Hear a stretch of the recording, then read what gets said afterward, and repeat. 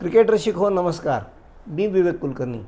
आपल्या सर्वांचं स्वागत आहे माझं पिंपरी चिंचवड चॅनेलच्या क्रिकेट गप्पा या खास कार्यक्रमात. जसं की मी कालच्या व्हिडिओत बोललो होतो, भारतीय संघ चौथ्याच दिवशी हा सामना संपवेल, मोठ्या फरकाने भारत जिंकेल. अगदी तसंच घडलं, फक्त चौथ्या दिवसाच्या ऐवजी भारतीय संघाने तिसऱ्या दिवशी सामना जिंकला. हा भारतीय संघाचा क्रिकेट इतिहासातला, कसोटी क्रिकेट इतिहासातला सर्वात मोठा विक्रमी विजय आहे. भारतीय संघ 1 डाव आणि 300 धावांनी जिंकलं. याआधी भारतीय संघ 1 डाव आणि 263 धावांनी जिंकलं होतं. या विजयाला बऱ्याच गोष्टी कारणीभूत आहेत. अर्थात अफगाणिस्तान विरुद्धच्या या विजयाने फार हुरळून जावं असं मुळीच नाही. कुठलाही कट्टर कसोटी क्रिकेट समर्थक अफगाणिस्तान विरुद्धच्या या सामन्याला फार महत्त्व देईल हे मलाही माहीत आहे. देणार नाही हे वादातीत सत्य आहे. पण तरीही कुठलाही देश जेव्हा कसोटी क्रिकेट खेळतो तेव्हा तो ICCच्या नियमांनी पात्र झालेला असतो. ICC कोणाही येऱ्यागबाळ्या संघाला कसोटीचा दर्जा देत नाही. त्यामुळे अफगाणिस्तानने सुद्धा कसोटी क्रिकेट खेळण्यासाठी पात्र व्हावं यासाठी दैदिप्यमान कामगिरी केली आहे. अर्थात त्यातले बरेचसे खेळाडू या कसोटी सामन्यात नव्हते. रशीद खान, गुरुबक्षानी वगैरे अशी जी मोठी मोठी त्यांची नावं होती, ती या संघातल्या 11 खेळाडूची आपण एकदम आपल्या नावही आठवणार नाही इतका हा नौखा संघ होता. तरीही कसोटी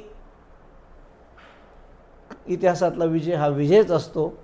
युवा शुभमन गिलच्या नेतृत्वाखालचा हा विजय म्हणूनच भारतासाठी कौतुकास्पद आहे, ऐतिहासिक आहे आणि विक्रमीसुद्धा आहे. भारतीय संघाने तब्बल 9 वर्षानंतर कुठल्या तरी संघाला फॉलोन देण्याचं धारिष्ट दाखवलं. यासाठी शुभमन गिल खरोखरच कौतुकास पात्र आहे.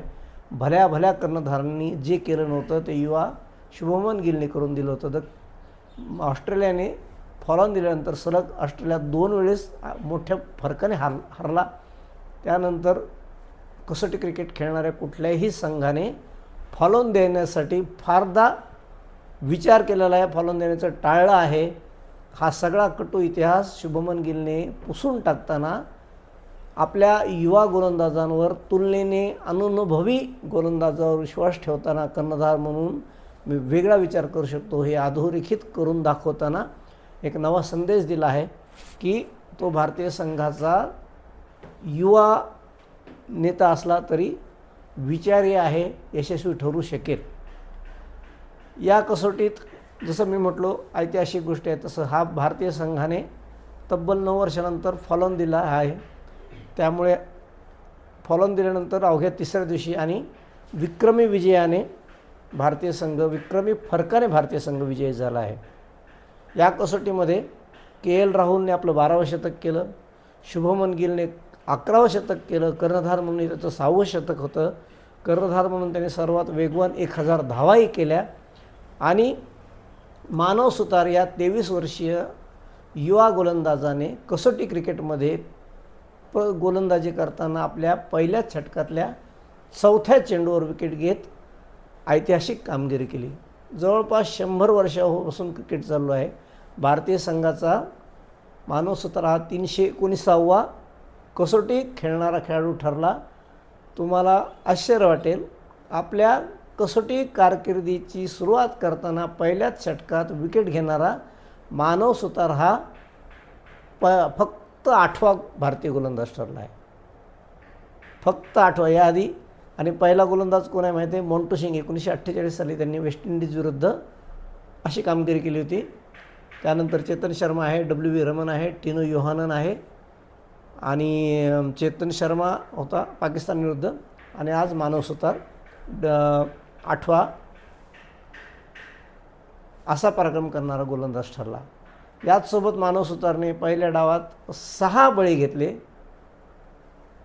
आणि फलंदाजी करताना सुद्धा उपयुक्त अशा 28 धावाचं महत्त्वपूर्ण योगदान दिलं. दुसऱ्या डावात त्यांनी 1 बळी घेतला. म्हणजे कसोटी पदार्पण करताना पहिल्याच षटकात विकेट, आपल्या पहिल्या डावात 5 बळी घेण्याचा 5 विकेट हॉल घेण्याचा पराक्रम डावात एकूण 7 विकेट आणि क्षेत्ररक्षण करताना एक सुंदर कॅच, अशी अष्टपैलू कामगिरी करून मानव सुतारने आपल्याबद्दलच्या अपेक्षा वाढवल्या आहेत. भारतीय क्रिकेट संघाचे चाहते प्रत्येक वेळेस भूतकाळात रमतात. मी सुद्धा रमतो. मी भारतीय क्रिकेटचा चाहताच आहे. मी क्रिकेट समीक्षक नाही. हे तुमचं प्रेम आहे की तुम्ही मला माझं मी जे काही सादर करतो तुमच्यापुढे मांडतो ते तुम्ही आवडीने पाहता. पण मी सुद्धा भारतीय क्रिकेटचा चाहताच आहे आणि सगळ्यात डाय हार्ड फॅन मी क्रिकेट कसोटीचा आहे. त्यामुळे मानव सुतारने आज ज्या अपेक्षा वाढवल्या त्या तुलनेने भविष्यात त्याला त्रासदायक ठरू नयेत इतकीच या युवा गोलंदाजाला शुभेच्छा देताना आपण अपेक्षा ठेवूयात. कारण कसं असतं, भारतीय संघ जेव्हा परदेशात जातो तेव्हा फिरकी गोलंदाजाला साथ देणाऱ्या खेळपट्ट्या बनलेल्या नसतात. तिथे भारतीय संघाच्या नव्या गोलंदाजाची इवन मोठ्या मोठ्या गोलंदाजाच्या मर्यादा स्पष्ट होतात आणि मग त्यांच्या करिअरवर आजकाल सोशल मीडियाच्या माध्यमातून सुनील गावस्करसारख्या महान खेळाडूलासुद्धा ट्रोलिंगपासून कुणी रोखू शकलं नाही. त्यामुळे मानव सुतारला सुद्धा या गोष्टीला सामोरं जावं लागेल. त्यामुळे त्याच्याकडून सातत्यपूर्ण कामगिरी व्हावी इतकीच शुभेच्छा त्याला देऊयात. KL राहुलने सुंदर खेळी करत मी भारतीय संघासाठी उपयुक्त आहे हे पुन्हा सिद्ध केलं. ऋषभ पंतने गेल्या कित्येक वर्षानंतर पहिल्यांदा अत्यंत प्रगल्भता दाखवत अत्यंत शांतपणे मान खाली घालत, जसं मोठे मोठे खेळाडू म्हणतात की नांगर टाकण्याचा प्रयत्न केला होता आणि तो आपलं 90 कसोटी शतक पूर्ण करेल असं वाटत होतं. मात्र 80वर तो आला. 81वरून उंच फटका मारण्याच्या नादात तो इतके वेळ थांबून ठेवलेला संयम सुटला आणि 81 धावावर ऋषभ पंत बाद झाला. पण ऋषभ पंतचं हे 81 धावाची खेळी त्याला नक्कीच खूप विश्वास देईल. यानंतर भारतीय संघाचा नेक्स्ट कसोटी दौरा श्रीलंकेविरुद्ध आहे. त्यामुळे हा विजय भारतीय संघासाठी एक भविष्याची नांदी ठरणारं टॉनिक ठरेल. साई सुदर्शननेही आपल्यावर ठेवलेल्या अपेक्षेला बऱ्यापैकी न्याय दिला आहे. एकूणच रोहित शर्मा, विराट कोहली या दिग्गजांच्या निवृत्तीनंतर भारतीय क्रिकेटचं काय होईल या प्रश्नाला शुभमन गिलने बऱ्यापैकी भारतीय क्रिकेटचं भलंच होईल असा संदेश देताना, हा दैदिप्यमान विजय म्हणून देताना एक क्रिकेट रसिकांना आनंद साजरा करण्याचं कारणही मिळवून दिलं आहे. एकूणच ही कसोटी चिरकाल भारतीय क्रिकेट कसोटीच्या इतिहासात लक्षात राहील अशीच कसोटी होती.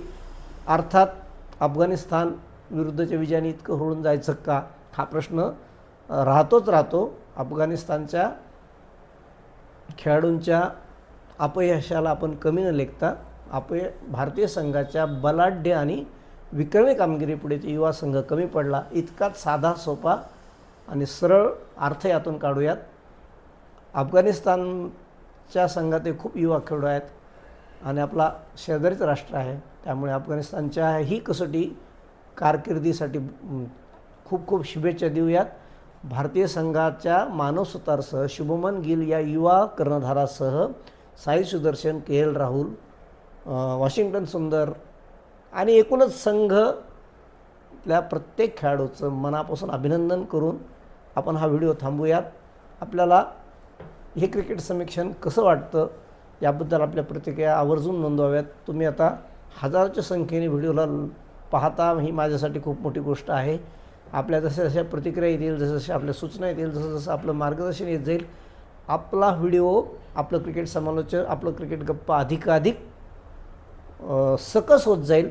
आणि ते होण्यासाठी मला तुमच्या मार्गदर्शनाची, तुमच्या सल्ल्याची, तुमच्या आशीर्वादाची मनापासून गरज आहे. त्या शुभेच्छा मिळतील ही अपेक्षा बाळगतो. हा व्हिडिओ आवडला तर लाईक करा, कॉमेंट करा, शेअर करा ही विनंती करतो. आणि माझं पिंपरी चिंचवड चॅनलच्या इतर पॉडकास्टवरही आपण असंच भरभरून प्रेम करावं इतकीच विनंती आपल्याकडे करतो. धन्यवाद. पुन्हा भेटत राहू.